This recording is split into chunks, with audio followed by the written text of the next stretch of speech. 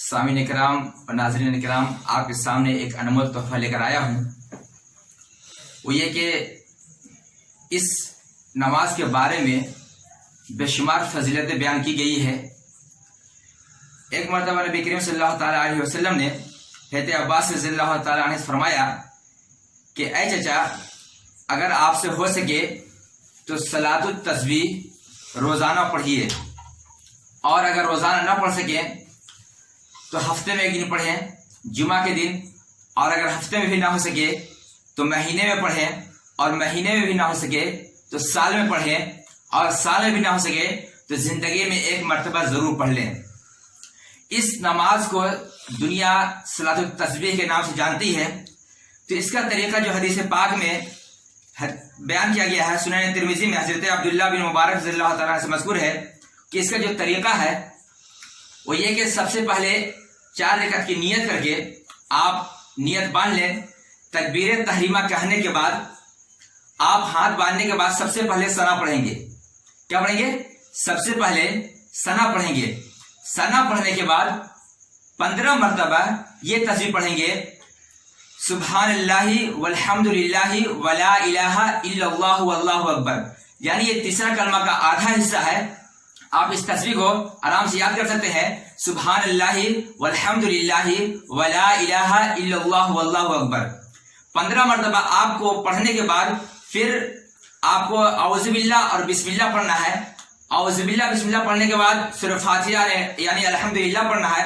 الحمدللہ کے بعد آپ کو کوئی بھی سورہ جو بہتر یاد ہو اسے پڑھیے، اور رکوع میں جانے سے پہلے آپ اسی طرح کھڑے یعنی کوئی بھی سورہ ملانے کے بعد آپ 10 مرتبہ اسی تسبیح کو دہرائیں گے، یعنی یہ کلمہ پڑھیں گے، سبحان اللہ والحمد للہ ولا الہ الا اللہ واللہ اکبر۔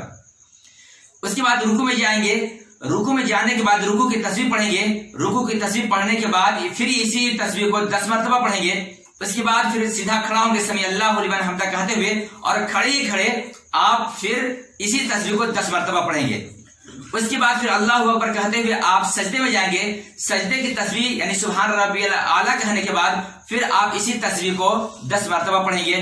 اس کے بعد اللہ اکبر کہہ کے آپ بیٹھیں گے، یعنی جلسہ میں بیٹھیں گے۔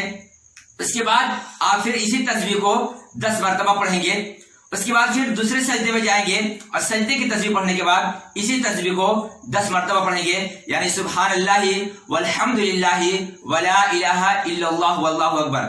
اس طرح سے آپ کی ایک رکعت مکمل ہوئی۔ پھر دوسری رکعت کے لیے آپ سیدھا کھڑا ہوں گے، اور پھر پہلے 15 مرتبہ پڑھیں گے، اس کے بعد پھر تلاوت کریں گے، یعنی سورہ فاتحہ پڑھیں گے اور سورت پڑھیں گے۔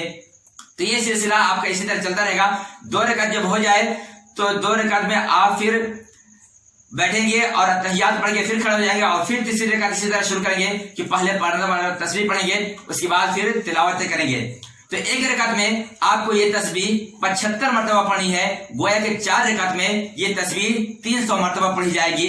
تو یہ تسبیح آپ کو یاد کرنے پھر سے، سبحان اللہ والحمد للہ ولا الہ الا اللہ واللہ اکبر۔